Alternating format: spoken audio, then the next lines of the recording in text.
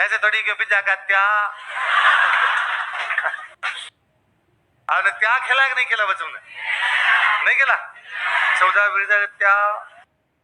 पिताजी का नाम क्या था? आस्करण। मम्मी का नाम क्या था?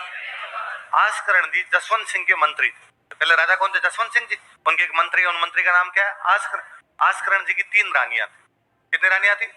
तीसरी और सबसे छोटी जो रानी थी उसका नाम क्या था? नेतकंवर। नेतकंवर के जो बेटा हुआ वो कौन था? और दुर्गादास के जन्म के थोड़े दिनों बाद ही आस्करण जी के नेतकंवर की आपस में बननी बंद हो गई, तो उन्होंने अपनी इस रानी को उसके बेटे के साथ अलग कर दिया। एक गांव दे दिया, ये गांव है, यहाँ से जो भी इनकम आती तुम रखो और मैं तुम्हें साथ नहीं रखूंगा। तो दुर्गादास जी अपनी मम्मी के साथ ही रहते थे बचपन में। कौन से गांव में? लुणेवा। कौन से गांव में? कुल मिला के दुर्गादास जी को बचपन में अपने पिताजी का प्यार, उनको पाल पोस के किसने बड़ा किया? उनकी मम्मी। अब वहां लुणेवा में दुर्गादास जी अपनी मम्मी के साथ रहते हैं, खेत वगैरह है, इनके खेतों को संभालते हैं। एक दिन दुर्गादास जी अपने खेतों में खड़े, आसपास के किसान बाकी अपने खेतों की रखवाली कर रहे, और वहां से कुछ ऊंट जा रहे थे। वो ऊंट राजा जसवंत सिंह के ऊंट थे। किसके ऊंट थे? और ऊंटों को चराने वाले रह गए पीछे, ऊंट आगे आगे, वो कुछ बीड़ी बीड़ी पीने लगे होंगे पीछे थोड़ी चराने वाले।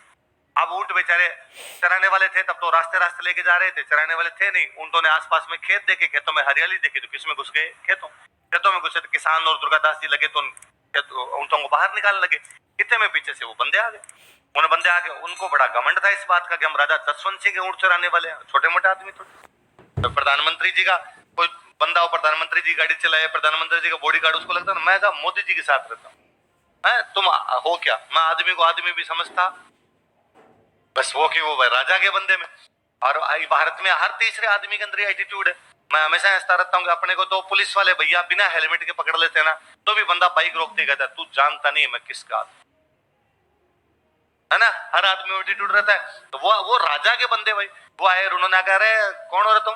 ऊंट बाहर कैसे निकाल रहे हो? तुम कौन हो? हम ऊंट चराने वाले हैं। तो यार ऊंटों के साथ रहना चाहिए, हमारा खेत खा गए। उन्होंने कहा तुम जानते नहीं हो ये राजा जसवंत सिंह के ऊंट।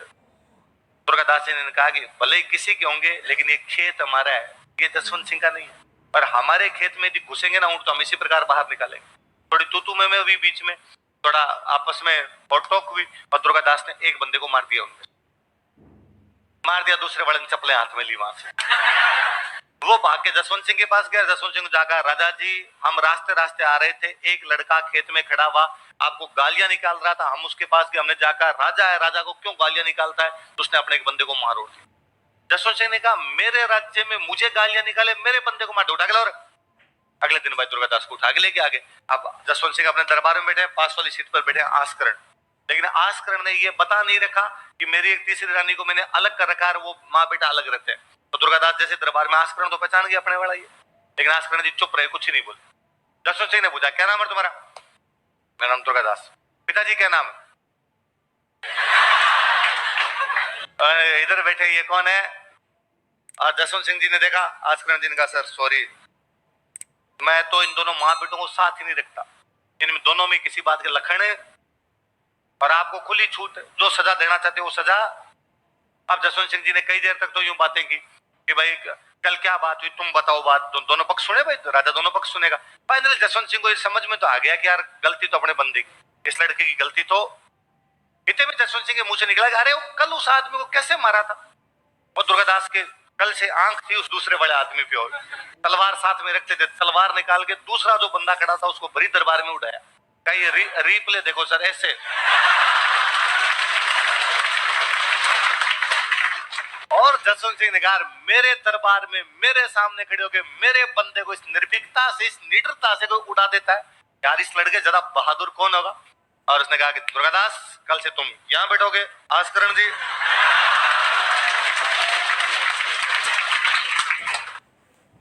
उस लड़के ने, कहते हैं धर्मत के युद्ध में दुर्गादास जी लड़ने के लिए गए थे जसवंत सिंह के साथ में। तो धर्मत के युद्ध में जसवंत सिंह ने देखा कि अचानक कोई एक लड़का उधर बड़े बहादुर से लड़ रहा है। 4 घोड़े उसके मर गए, कट गए, वो 5वें घोड़े पे बैठ के लड़ रहा है। 20 साल का एक नवयुवक उस युद्ध में लड़ रहा है। और अचानक जसवंत सिंह ने कहा वो उधर कौन है यार? वो जो लड़ रहा है लड़का लगातार घोड़े पर घोड़े चेंज करता हुआ लड़ रहा है, वो दुर्गादास है। जसवंत सिंह ने उस दिन अपने मंत्रियों का इस लड़के को बाहर निकाला, इस लड़के को इस युद्ध में नहीं मरना है, आने वाले समय में ये कभी जोधपुर की रखवाली करेगा। उस राजा में कितना वो दूरदर्शी रहा होगा, उसको बंदे को पहचानने की क्षमता थी, उसको पता था कि यार ये लड़का अपने काम आएगा। और वो लड़का एक दिन काम नहीं आया। जसवंत सिंह के मरने के बाद कितने साल तक किसको राजा बनाने के लिए किससे लड़ लिया था? उस समय भारत का सबसे बड़ा बादशाह औरंगजेब है, उसके सामने कोई खड़ा हो जाए यही बहुत बड़ी बात हुआ करती। आप कितने साल तक लड़े हो कि भाई उस समय यूं वो है कि औरंगजेब जब कभी सुन लिया करता ना कि दुर्गादास इधर दिल्ली की तरफ आ रहा है तो औरंगजेब का नशा उतर जाया करता था। अफीम खाता था, अफीम। तो दुर्गादास का नाम सुनता तो कहता अफीम और लाहौर नशा उतर गया। सवाल है 1568 के मेवाड़ में तीसरा साका हुआ, उसमें महाराणा प्रताप का योगदान क्यों नहीं? सुनील तुम लोग यार ऑनलाइन वाले मेरी बात तो सुनते नहीं। मैंने कहा था कि जब अकबर का आक्रमण हुआ तब जयमल ने कहा था कि पूरी की पूरी रॉयल फैमिली बाहर जाके लड़े। रॉयल फैमिली बाहर जाके लड़ेगी क्योंकि राजा और राज परिवार जिंदा रहेगा तो लोग जिंदा रहेंगे, लोगों की भावनाएं जिंदा रहेगी, और सारे यहीं पर मर गए तो बाकी जनता को उठाने वाला कोई भी बचेगा? महाराणा प्रताप और पूरी रॉयल फैमिली उस समय गिरवा की पहाड़ियों में चली गई, इसलिए महाराणा प्रताप का इतिहास पढ़ रहे हैं। इसलिए आगे का संघर्ष जारी है। उदय सिंह और महाराणा प्रताप और सारे उसके अंदर मर जाते तो मुगलों का कब्जा हो जाता ना। बाहर जिंदा रहे तो उस लड़ाई को जारी रखा। मैंने बताया था इतना अच्छा कि चेंज किया जाए लड़ाई को। राजस्थान के राजा मुगल राजकुमारियों से शादी क्यों नहीं करते थे? अरे कोई व्यायाम बड़ा पड़ाया। मुगल अपने राजकुमारियों की शादी नहीं करते, मुगलों की सारी राजकुमारियां कुंवारी मरती थी, क्या करते थे ना, किसी से नहीं, कुंवारी रहती थी उस कि मुगलों को बड़ा डर लगता था इस बात में कि मुगलों में बाप के मरने के बाद भाई भाई आपस में लड़के राजा बनते थे। उनको लगता बहन की शादी करते जवाई हो रह जाएगा,